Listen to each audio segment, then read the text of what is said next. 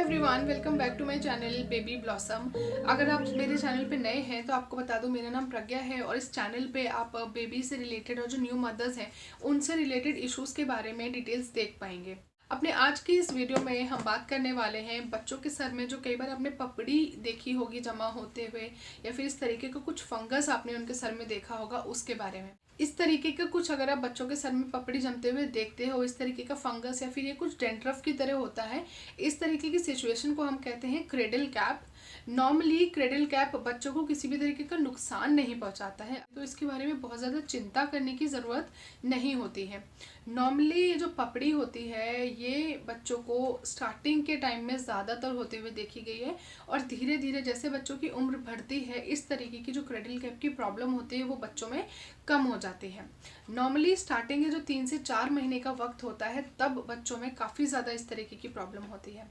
ऐसा क्यों होता है, इस तरीके की पपड़ी बच्चों के सर में क्यों जमती है, इसका कोई साइंटिफिक रीज़न आज तक समझ नहीं आया है। कि काफ़ी सारे रिसर्चर्स में साइंटिस्ट का मानना ये है कि वो इसे हार्मोनल चेंज से जोड़कर देखते हैं। उनका मानना यह है कि स्टार्टिंग में क्योंकि बच्चे का जन्म हुआ वो होता है, उसमें काफ़ी सारे हार्मोनल चेंजेस भी हो रहे होते हैं, उसकी वजह से उनको इस तरीके की प्रॉब्लम होती है। और लेटर ऑन जब उनकी पुबर्टी एज आती है, जब वो मेच्योर इनफ होने लगते हैं, उस टाइम पे इस तरीके की फंगल इन्फेक्शन की दिक्कतें वापस होने के चांसेस उनको होते हैं। अगर आप बच्चों के सर की साफ सफाई अच्छे से नहीं करोगे तो उस केस में इस तरीके के फंगल इन्फेक्शन के जो चांसेस होते हैं काफ़ी ज़्यादा बढ़ जाते हैं। आप बच्चों के सर में नोटिस कर सकते हो जो ये पपड़ी होती है ये कभी कभी ड्राई भी होती है और थोड़ी ग्रीसी भी होती है। किसी किसी बच्चों में या तो उसके सूखे परत जैसी निकलती रहेगी, या फिर आप देख सकते हो कि कुछ गीली पपड़ी जैसी बच्चों के सर में अक्सर जम जाती है। लेकिन ये क्योंकि बच्चों को नुकसान नहीं पहुंचाती है किसी भी तरीके का, तो ऐसी ज़रूरत नहीं है कि आप मेडिकली इसका कोई भी ट्रीटमेंट दें बच्चों को, या फिर किसी भी तरीके का क्रीम या किसी भी तरीके की दवाई आप बच्चों के सर में लगाएं। ये जो क्रेडल कैप है बहुत आसानी से सिंपल तरीकों से घर पे ही आप आराम से हटा सकते हो। अब बात करते हैं कि इस प्रॉब्लम को आप घर पे सिंपल तरीके से कैसे ट्रीट कर सकते हैं। इसमें आपको 3 स्टेप्स की ज़रूरत है। जो पहला है वो है हाइड्रेटिंग द स्कैल्प। जो बच्चों का सर होता है उसको अच्छे से हाइड्रेट या फिर नरिश रखना बहुत ज़रूरी है।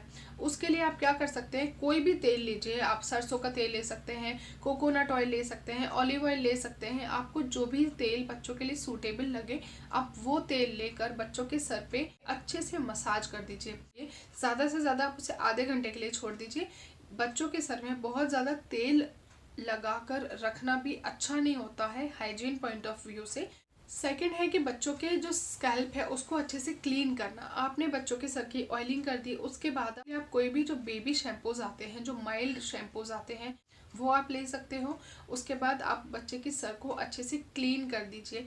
तो जो ये पपड़ी है वो धोते वक्त काफ़ी अपने आप उतरने भी लगेगी। अब जो तीसरी स्टेप है वो बहुत इंपॉर्टेंट है, वो है ब्रशिंग द स्कैल्प। बच्चों के लिए बहुत सॉफ्ट ब्रशेस का आप यूज़ करें।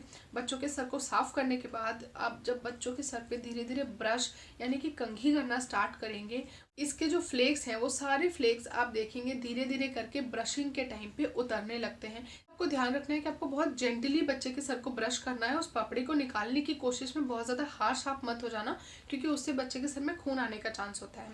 अब बात करते हैं कि आपको डॉक्टर की ज़रूरत कब पड़ सकती है क्रेडल कैप के केस में।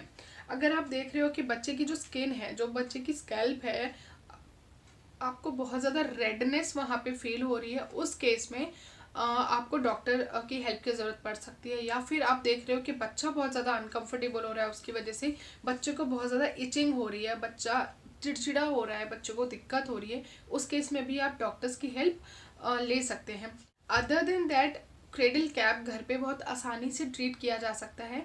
आपको ये 3 चीज़ें करनी है ऑन अ रेगुलर बेसिस। अगर आप थोड़ा सा समय देंगे इस चीज़ को और बच्चे के साथ डेली इन तीनों चीज़ों को फॉलो करेंगे, उसकी स्कैल्प को नरिश करना, उसके स्कैल्प को अच्छे से क्लीन करना और उसकी स्कैल्प को धीरे से जेंटली ब्रश करना, इन तीनों स्टेप्स के साथ क्रेडल कैप की प्रॉब्लम बहुत आराम से खत्म हो जाती है। अगर आपको आज का वीडियो अच्छा लगा हो तो इस वीडियो को ज़्यादा से ज़्यादा शेयर करें, इस वीडियो को लाइक करें एंड ऑफ कोर्स मेरे चैनल को सब्सक्राइब करें।